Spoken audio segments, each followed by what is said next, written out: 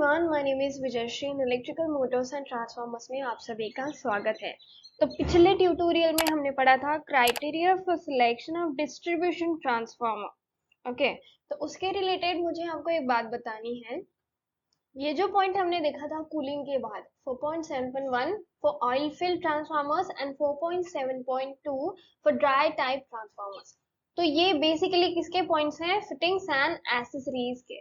Cooling तो हमने देख लिया। कूलिंग के बाद मेन टॉपिक जो आता है that is 4.7 fittings and accessories. तो ये हेडिंग मैंने यहाँ पे नहीं दी थी, मैं भूल गई थी। ओके, तो इन फिटिंग एंड एक्सेसरीज के दो टाइप्स जो है यहाँ पे बताए गए हैं। 4.7.1 for oil filled transformers and then 4.7.2 for dry type transformers. Okay, तो इतना जो है मुझे आपको बताना था। अब इसके बाद हम जाएंगे criteria for selection of power transformers.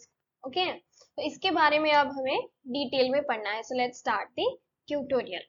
So criteria for selection of power transformer above 1600 kVA। Okay, ये इस रेटिंग के लिए बताए गए हैं।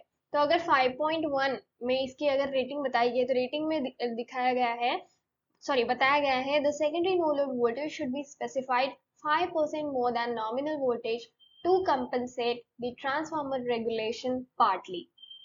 For transformers requiring to be operated in parallel, the voltage ratio should be selected in accordance with guidelines given in 12.0.1 and 12.0.1.1 of IS 10028 Part 2 1981।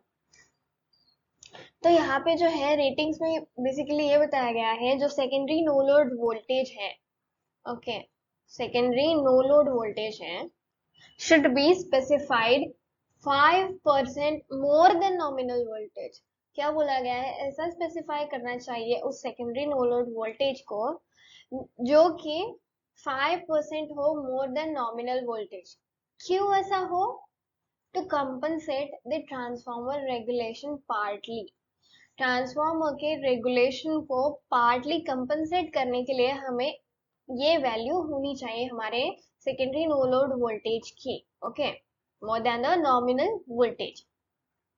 So for transformers requiring to be operated in parallel, तो transformer को जब जब requirement होती है parallel में operate कराने की, voltage ratio should be selected in accordance with guidelines given in 12.0.1 and 12.0.1.1 of IS 10028 Part 2 1981। तो इसके गाइडलाइंस के द्वारा जो है हमें वोल्टेज का रेशो सिलेक्ट कराना है। तो ये तो हो गई रेटिंग्स। अब बात करते हैं टैप्स की। तो 5.2 में टैप्स में बताया गया है on load tap changers on HV side should be specified. Okay, on load tap changers on HV side should be specified. क्या क्या क्या स्पेसिफाई करना है? On load tap changers HV side पे स्पेसिफाई कराना चाहिए wherever system conditions warrant. Okay,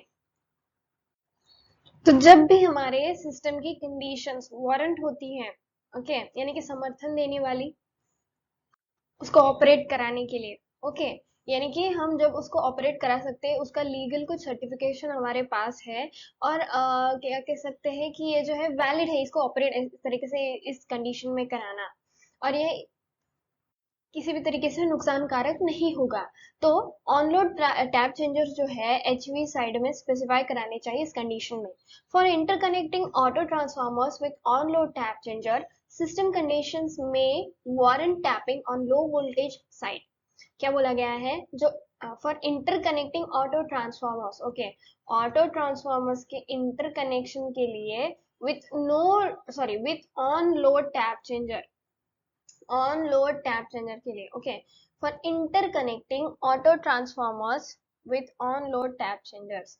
तो auto transformers के इंटरकनेक्शन के लिए किसके साथ? With on load tap changers के साथ सिस्टम कंडीशंस में warrant tapping on load voltage side. System की कंडीशंस जो होती है वो वारंट करा सकती है किसका? Tapping on low voltage side. In case of OLTC, the total number of taps should be 16 in steps of 1.25%. तो OLTC के केस में जो टोटल नंबर ऑफ टैब्स है should be in 16 steps of 1.25%. 1.25% के 16 steps में होनी चाहिए total number of tabs. Okay, कौन से केस में? OLTC के केस में.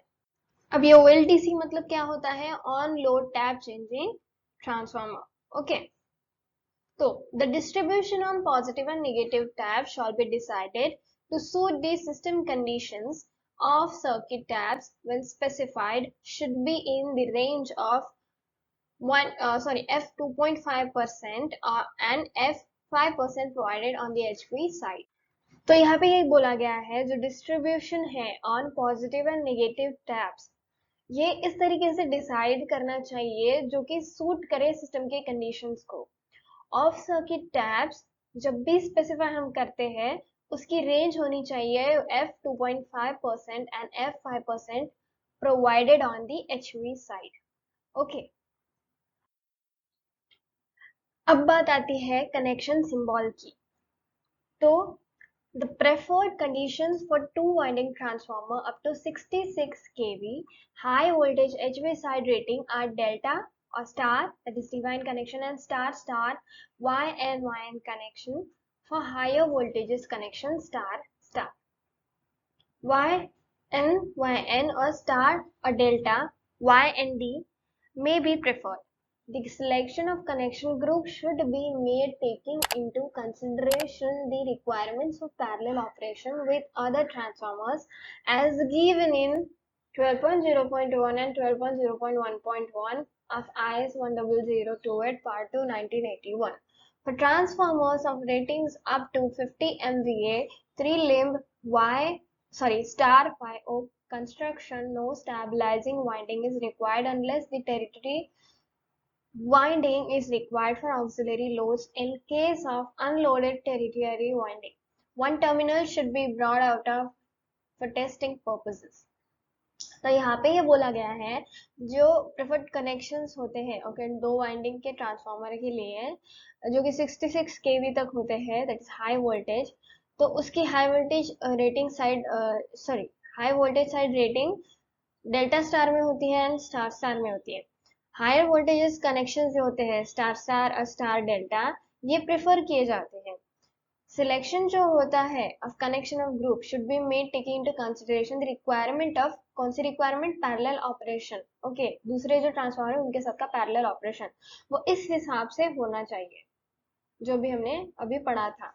For transformers rating up to 50 MVA, okay, transformer की जो रेटिंग है 50 MVA तक की, 3-limb construction star YO, no stabilizing winding is required जब तक unless the tertiary winding is required for an auxiliary load. तो इसमें stabilizing winding 3-limb construction stabilizing winding की जरूरत नहीं होती है.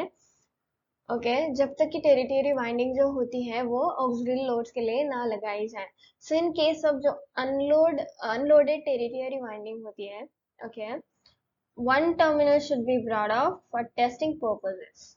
Okay, one terminal should be brought out, यानी कि एक टर्मिनल जो है बाहर निकाल के रखना चाहिए किसके लिए? टेस्टिंग के लिए. देन बात आती है इम्पिडेंस की. The transformer impedance is decided taking into consideration the secondary fault levels and the voltage dip. क्या बोला गया है? जो ट्रांसफार्मर का इम्पिडेंस है इस तरीके से हमें डिसाइड करना चाहिए या फिर इस तरीके से कंसिडरेशन में लाना चाहिए कि जो सेकेंडरी फॉल्ट लेवल्स है एंड जो वोल्टेज है वो डिप करे. The typical impedance values are given in table 3 of IS 2026 part 1 1977. तो ट्रांसफार्मर का जो इम्पिडेंस है वो इस तरीके से कंसिडर करना है जो सेकेंडरी फॉल्ट लेवल है और वोल्टेज डिप है उसके हिसाब से. एंड जो टिपिकल इम्पिडेंस वैल्यूज है वो इस टेबल में बताई गई है. तो जो transformers requiring to be operated in parallel, okay, जब भी ट्रांसफार्मर की रिक्वायरमेंट होती है पैरेलल में ऑपरेट कराने की, जो परसेंटेज इम्पिडेंस है वो इस तरीके से सिलेक्ट करना चाहिए, इस तरीके से इन अकॉर्डेंस में सिलेक्ट करना चाहिए किसके? With the guidelines given in 12.0.1 and 12.0.1.1 of IS 1002 part 2 1981. अब इसके बाद आता है termination arrangement. Primary and secondary terminals may be bare bushings, cable boxes, or bus trunking depending upon the method of installation. Wherever compound filled cable boxes are used. क्या बोला गया है, जो प्राइमरी एंड सेकेंडरी टर्मिनल्स होते हैं, okay, ये non covered bushings हो सकती है, केबल बॉक्सेस और जो बस ट्रंकिंग्स होती है, okay, depending upon the method of the installation, जो भी है, तो इस तरीके से लगाई जाती है. कौन सी केबल बॉक्स एंड बस ट्रंकिंग, किसके हिसाब से, मेथड ऑफ इंस्टॉलेशन के हिसाब से. Wherever compound filled cables are used, जब भी compound filled केबल का यूज किया जाता है तो ये प्रेफर किया जाता है कि हम स्पेसिफाई करें जो डिस्कनेक्टिंग चैम्बर है, ओके, किसके बीच में, between transformer terminals and cable box, between transformer terminals and cable box, किसके लिए, to facilitate disconnection of transformer terminals, okay, without dismantling cable connections. तो यहाँ पे जो है इसको चेक करने के लिए भी बोला गया है 9147 and 1979. तो जब in case of extruded insulation cable connections in air, separate disconnecting chamber की जो है necessity यहाँ पे नहीं होती. A separate specification for cable and boxes for oil immersed transformers suitable for extruded insulated cables is under preparation. तो ये यहाँ पे एक नोट बताया गया है जिसको आपको थोड़ा सा समझने की जरूरत है. यहाँ पे बोला गया है कि जो सेपरेट स्पेसिफिकेशन है केबल एंड बॉक्सेस के लिए, जो भी ऑयल इमर्स्ड ट्रांसफार्मर में लगाए जाते हैं, जो भी सुटेबल होते हैं किसके लिए, एक्सट्रूडेड इंसुलेटेड केबल के लिए, वो क्या है, अंडर प्रिपरेशन है.